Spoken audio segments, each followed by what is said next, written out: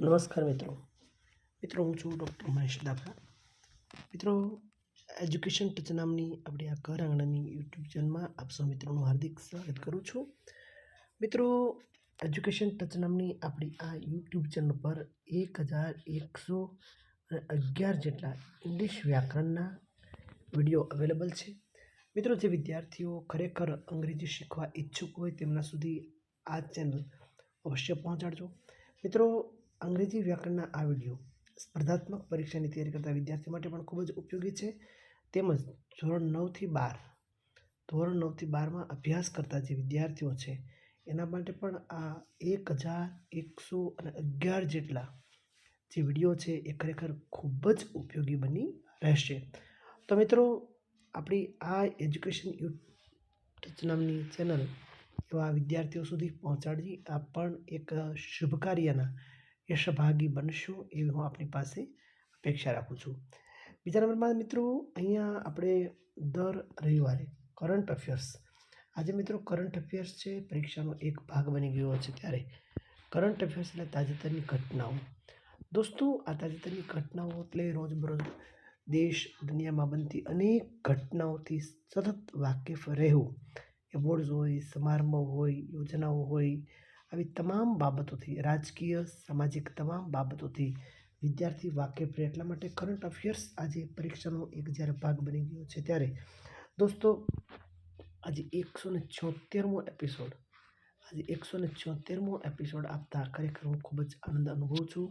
મિત્રો, કરંટ અફેર્સનો આ વિડીયો વધુમાં વધુ જે વિદ્યાર્થીઓ સ્પર્ધાત્મક પરીક્ષાની તૈયારી કરે છે એમના સુધી પહોંચાડી આપ પણ આ યજ્ઞકાર્યના સહભાગી બનશો તેવી હું આપણી પાસે અપેક્ષા રાખું છું.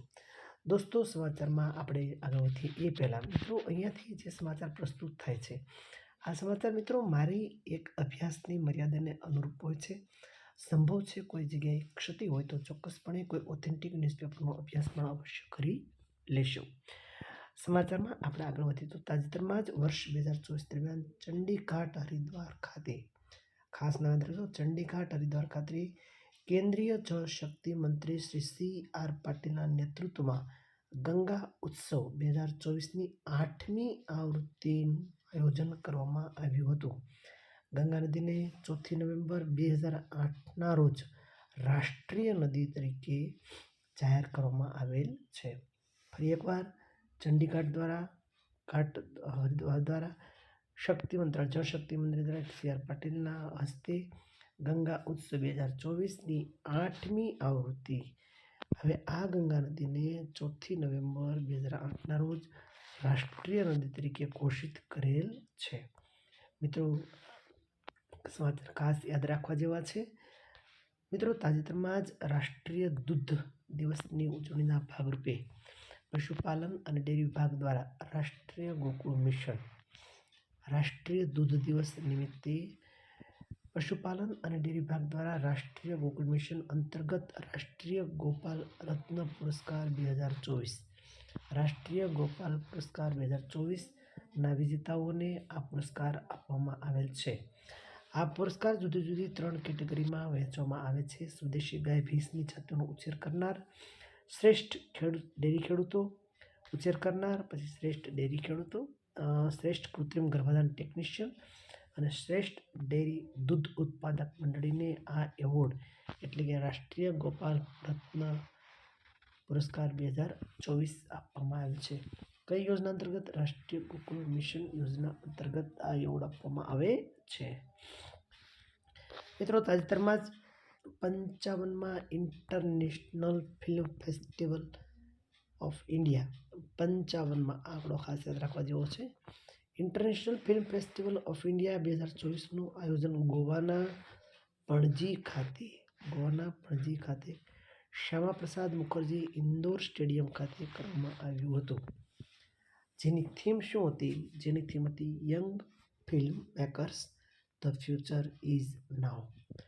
મિત્રો, 55મો આંકડો યાદ રાખજો. ઇન્ટરનેશનલ ફિલ્મ ફેસ્ટિવલ ઓફ 2024નું આયોજન ગોવાના પણજી ખાતે કરવામાં આવ્યું હતું. શ્યામા પ્રસાદ મુખર્જી ઇન્ડોર સ્ટેડિયમ ખાતે કરવામાં આવ્યું હતું અને તેની થીમ મિત્રો ખાસ યાદ રાખજો, young film makers the future is now એ તેમની થીમ હતી. મિત્રો તાજેતરમાં જ 11થી 20 નવેમ્બર 2024 દરમિયાન 8મી મહિલા એશિયન ચેમ્પિયન ટ્રોફીનું આયોજન રાજગીર બિહાર ખાતે કરવામાં આવ્યું હતું, જેમાં ભારતે ચીનને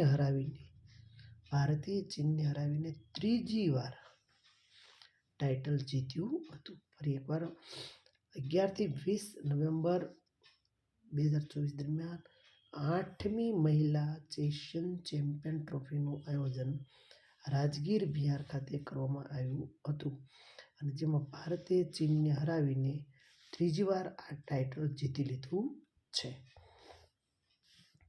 મિત્રો તાજેતરમાં જ ભારતીય મેન્સ હોકી ટીમના કેપ્ટન હરમનપ્રીત સિંહ અને ભારતીય હોકી ટીમના પૂર્વ ગોલકીપર PR શ્રીજેશને ઓમાનના મસ્કતમાં 49મી આંતરરાષ્ટ્રીય હોકી મહાસંઘ દરમિયાન શ્રીમન હરમનપ્રીત સિંહને men's player of the year અને શ્રી રાજેશને મેન્સ ગોલકીપર ઓફ ધ યરના સન્માનથી સન્માનિત કરવામાં આવેલ છે.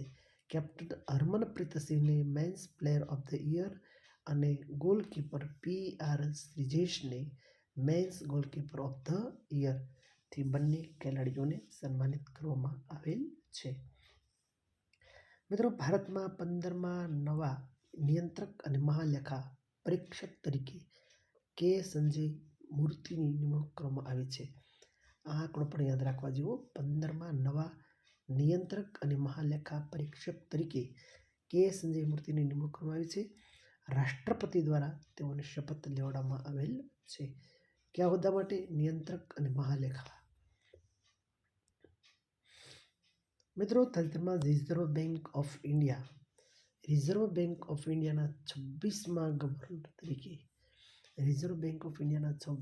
ગવર્નર તરીકે સંજય મલ્હોત્રાની નિમણૂક કરવામાં આવી છે. આ અગાઉ શક્તિકાંત દાસ ગવર્નર હતા. અત્યારે સંજય મલ્હોત્રા અને એની પહેલા હતા શક્તિકાંત દાસ ગવર્નર હતા. મિત્રો તાજેતરમાં જ 9મી નવેમ્બરના રોજ જૂનાગઢનો 77મો સ્વાતંત્ર્ય દિવસ ઉજવવામાં આવ્યો હતો. મિત્રો ખાસ યાદ રાખવા જેવું છે, જૂનાગઢનો 77મો સ્વાતંત્ર્ય દિવસ 9મી નવેમ્બર ઉજવવામાં આવેલ છે. મિત્રો તાજેતરમાં જ army staff general Upendra Dwivedi દ્વારા ભારતીય સેના માટે એકલવ્ય નામનું ઓનલાઈન લર્નિંગ પ્લેટફોર્મ લોન્ચ કરવામાં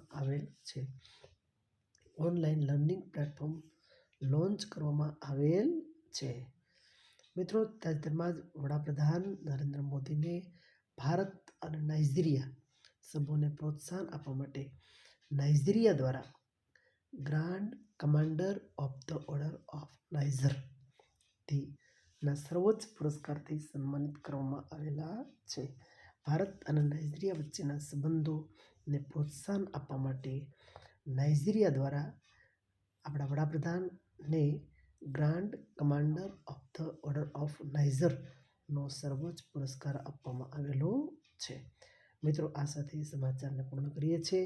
મિત્રો ફરી એકવાર આપ સૌ દોસ્તોને ખાસ નમ્ર વિનંતી છે મિત્રો કે એજ્યુકેશન ટચ નામની આપણી ઘર આગળ યુટ્યુબ ચેનલ મિત્રો વધુમાં વધુ આ વિડીયો શેર કરશો અને આ ચેનલને દોસ્તો સબસ્ક્રાઈબ કરવાનું ભૂલશો નહીં.